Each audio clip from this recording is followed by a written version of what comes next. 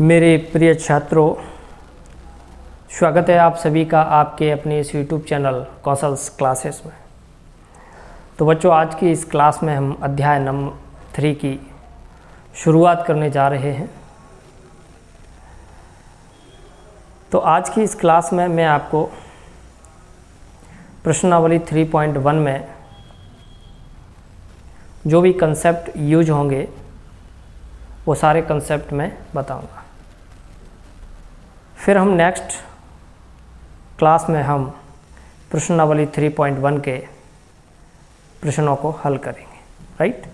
तो देखिए, आज की ये क्लास बहुत ज़्यादा महत्वपूर्ण है, क्योंकि ये जो कंसेप्ट हैं अगर वो आपने नहीं सीखे तो आपको प्रश्नों को हल करने में बहुत ज़्यादा दिक्कत आएगी, राइट। इसलिए सबसे पहले कंसेप्ट सीखना बहुत ज़रूरी है, ठीक है। तो देखिए, जैसा कि आप जानते हो कि अध्याय 3 और उसका नाम है दो चर वाले रैखिक समीकरण युग्म, प्रश्नावली 3.1 के कंसेप्ट सीखेंगे आज। अब देखिए ध्यान से, सबसे पहले हम जानेंगे कि दो चर वाले रैखिक समीकरण क्या होते हैं, ठीक है। तो देखो, दो चर वाले जो रैखिक समीकरण हैं इनका जो मानक रूप होता है ना, समझना ध्यान से, मानक रूप ये होता है a1x प्लस b1y प्लस c1 equal to 0, a2x plus v2y प्लस c2 इक्वल टू 0, ठीक है। ये जो है वो दो चर वाले रैखिक समीकरण युग्म हैं। दो चर कैसे, देखो, एक चर हमारा x हो गया, एक चर y, और ये जो c1 है ये तो हमारा कांस्टेंट वैल्यू है, ठीक है, मतलब कि अचर राशि। तो देखो, ये दो चर वाला रैखिक समीकरण, ये दो चर वाला रैखिक समीकरण, कितने समीकरण होंगे? दो। इसलिए हम इसको क्या बोलते हैं? दो चर वाले रैखिक समीकरण युग्म, यानी कि दो चर हैं। देखो, दो चर वाला एक समीकरण ये रहा, एक समीकरण ये रहा, दोनों को मिला रहे हैं तो युग्म बन जाता है, ठीक है। अब देखिए ध्यान से, यहाँ पर एक चीज़ की ज़रूरत पड़ेगी। जैसे मैंने आपको एक समीकरण लिया 2x plus 3y plus c plus 4 ले लो, प्लस 4 बराबर 0। मैंने लिया 4x माइनस के 5y प्लस के 10 बराबर 0। अब यहाँ पर मैं आपको एक चीज़ बताने जा रहा हूँ, ध्यान से देखिएगा। जब हम इस समीकरण की इसके तुलना करेंगे तो देखो, x की जगह x है, a1 बराबर कितना हो जाएगा भाई? 2। a1 बराबर कितना हो गया? 2। y की जगह y है तो b1 बराबर कितना हो जाएगा? 3। b1 बराबर कितना हो जाएगा? 3। और c1 बराबर कितना हो जाएगा? 4। इसकी आगे चल के हमें बहुत ज़रूरत पड़ेगी, ठीक है, इसलिए मैं आपको पहले ही बता दिए रहा हूँ। अब इस समीकरण नंबर 2 की इससे तुलना करेंगे तो देखो, x की जगह x, a2 बराबर कितना हो जाएगा भाई? a2 बराबर हो जाएगा हमारा कितना?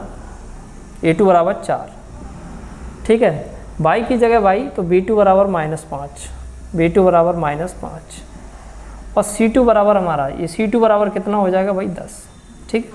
तो जो इसकी आगे चल के बहुत ज़्यादा ज़रूरत पड़ने वाली है, तो मैंने आपको पहले ही स्टार्टिंग में बता दिया। अब मैं आपको बताने जा रहा हूँ एक बहुत ही अच्छा कंसेप्ट, तो उसको ध्यान से समझिएगा। देखिए, जिसमें मैं आपको सबसे पहली चीज़ बताने जा रहा हूँ, ठीक है।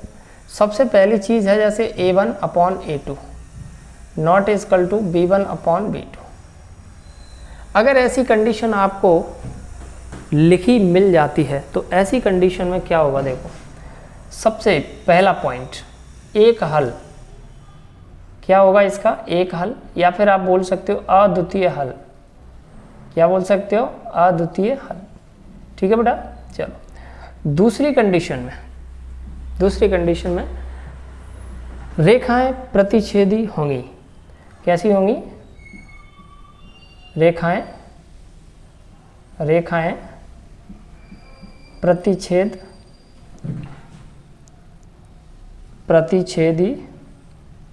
होंगी, ठीक है। तीसरी कंडीशन, देखो, पहली कंडीशन अगर ऐसी कंडीशन बनती है तो इसका मतलब एक हल होगा या फिर अद्वितीय हल होगा। दूसरी कंडीशन रेखाएं प्रतिच्छेदी होंगी। तीसरी देखो, ये तीसरी हम बात करें समीकरण समीकरण निकाय कैसा होगा? संगत। ठीक है बच्चों, समीकरण निकाय कैसा होगा? संगत। तो जब भी अगर ऐसी कंडीशन बन जाती है तो आपको 3 चीज़ें ध्यान रखना है। क्या? देखो क्या कि एक हल होगा या फिर अद्वितीय हल, दूसरी रेखाएं प्रतिच्छेदी होंगी, तीसरी समीकरण निकाय संगत होगा।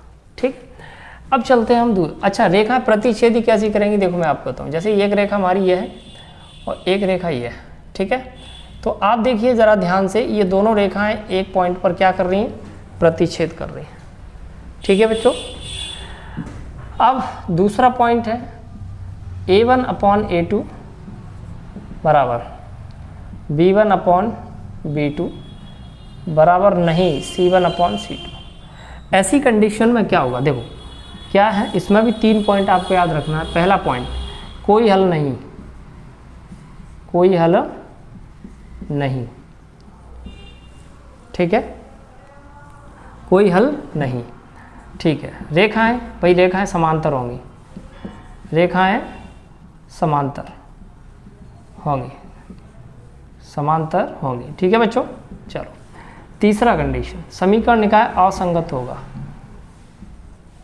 समीकरण निकाय असंगत। ठीक है, समीकरण निकाय कैसा होगा? असंगत होगा। ठीक है बच्चों। चलिए तीसरी जो कंडीशन, अच्छा समांतर कैसे? देखो जैसे एक रेखा हमारी ये है और एक रेखा ये है, तो ये दोनों रेखाएं आपस में कैसी हैं बच्चों? समांतर है। ठीक है, ये दोनों रेखाएं हैं कैसी हैं? समांतर है। ठीक है। अब तीसरा पॉइंट वो तुम्हारा वहाँ कहता है A1/A2 बराबर B1/B2 बराबर C1/C2। ठीक है। अब देखिए ध्यान से, पहला पॉइंट इसमें अनंत हल होंगे। कितने भाई? अनंत, अनंत हल होंगे, पहला। दूसरा पॉइंट रेखाएं संपाती होंगी, रेखाएं कैसी होंगी? संपाती। ठीक है बच्चों, रेखाएं संपाती होंगी। तीसरा पॉइंट, समीकरण निकाय, समीकरण निकाय, समीकरण निकाय संगत होगा। ठीक है। तो बच्चों ये बहुत ही इम्पोर्टेंट चीज़ मैंने आपको बताई है इसको।